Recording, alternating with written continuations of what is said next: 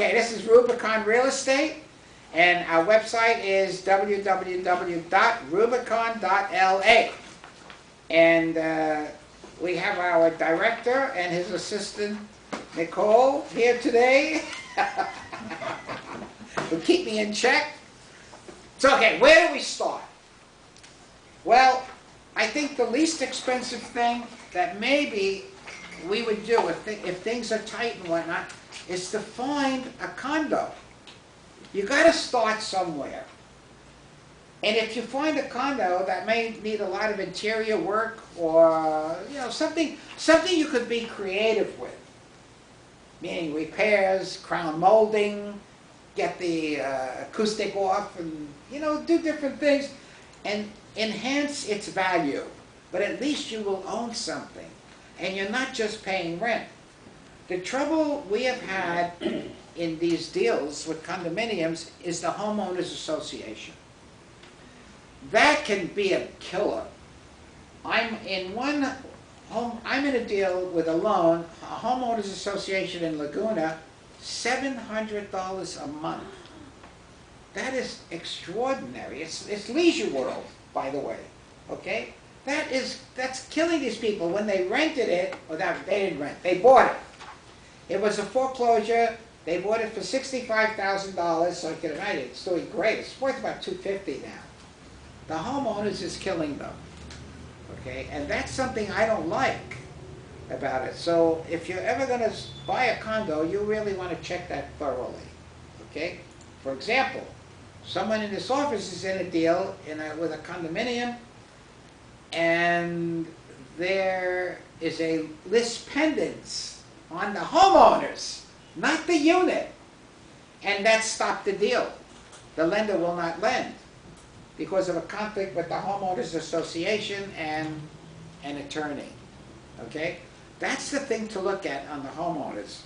So if you're going to buy a condo, ask the owner or somebody, what's the status of the homeowners?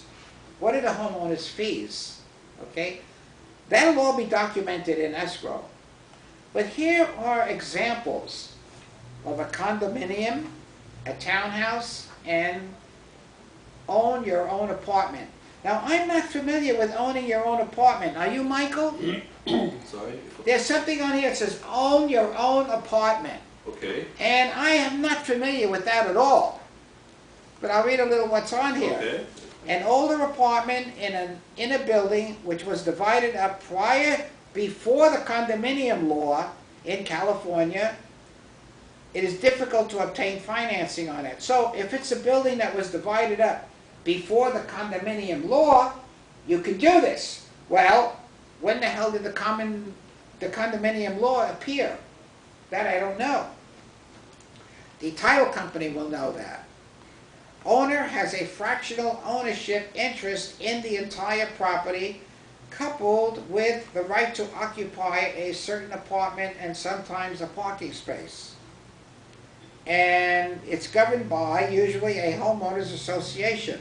That was owning your own apartment. So you would find out what year did the condominium law become effective, and then you could ask the title company for a list of apartment houses that were built prior to that.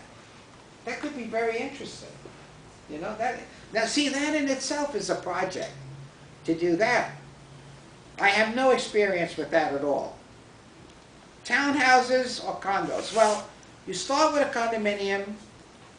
In terms of making money and resaleability, a townhouse would be a little better.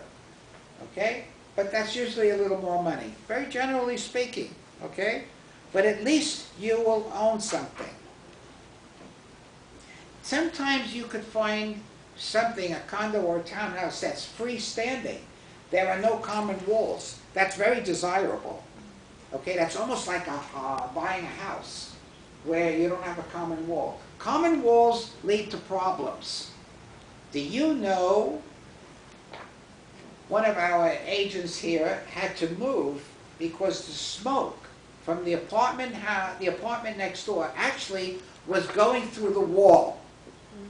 Okay? I don't know how that's possible, but I guess it did happen. and it would actually go, as smoke goes through the wall. I guess there were no common ducts.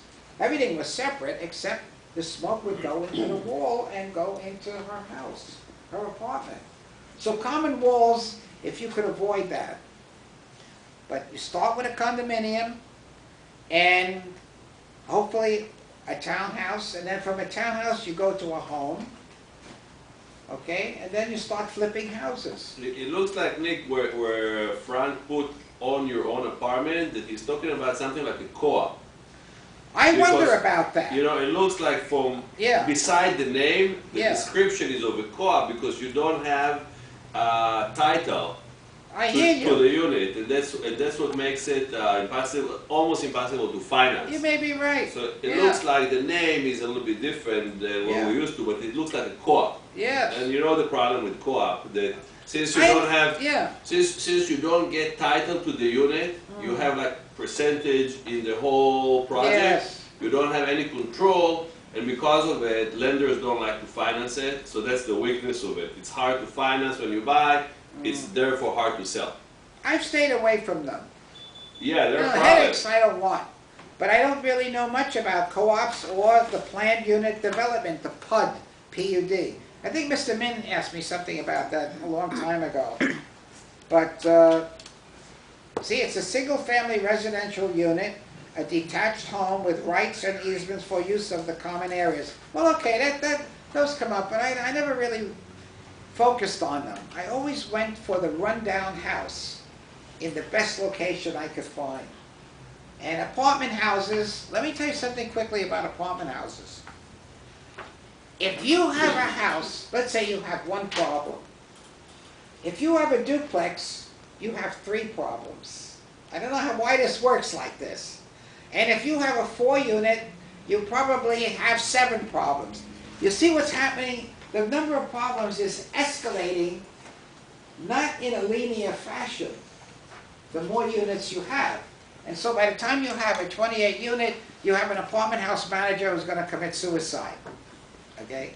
Because you don't have 28 problems. You have a lot more. How about a single home? How many problems? Well, a single home, I found it's much easier. But the critical thing is to get the right tenant. When you rent a place, you don't want the tenant from hell. Okay, that's critical, because this is how you're going to start. When you're going to do a rental, you've got to get the right person in there. I would suggest this. You should have someone go over the rental with you, because you might make certain mistakes that another person wouldn't. And I find working with Michael great. Right, Michael? Michael is great, because I will overlook things. I'll get, well, maybe we can do it. No. Michael looks at it more realistically. Okay? So I think that has worked very well. So I'm saying to all of you, don't do the rental on your own. It's too important. So give someone, split the commission, whatever you got to do. So you don't overlook something on that rental, because that's your foundation of the pyramid. You're starting now. That first one's got to be right, or you're out of the ball game. You can have the tenant from hell, and then you'll never do another deal. And you'll think the business is bad. It's not a bad business. You made a mistake, okay? Same thing if you work with a bad buyer or a bad seller. You'll think this is a terrible business. It's not. You got the wrong person. So if you suspect a bad buyer, work with someone with more experience than yourself, and see if you can put it together. If the other person says, no, you got a nut here, then just say, I can't work with you. Say to the buyer, I can't work with you. I've done that, and believe me, it was the smartest thing to do. Usually I would refer that buyer to an agent I didn't like in another office. I said, this is going to work out great. Michael, it works. It works. And anyway, so that's it. I think we covered a very nice territory with the not paying rent, and the first investment could be a condominium. It might even be one, if you're living in a home and you're set up in a home, you might buy a condo as a rental. Okay? If you set it up right, it'll be good. Okay, a lot of condominiums are rented out, okay? Vacant land I don't like. It's just too, vacant land is just too difficult. I don't know, it's hard to turn it over, all right? But it maybe require a lot of work and a lot of exposure. But I find residential income property is the best way to go, always. Okay? All right, so this should be the end of this tape. Okay, my dear?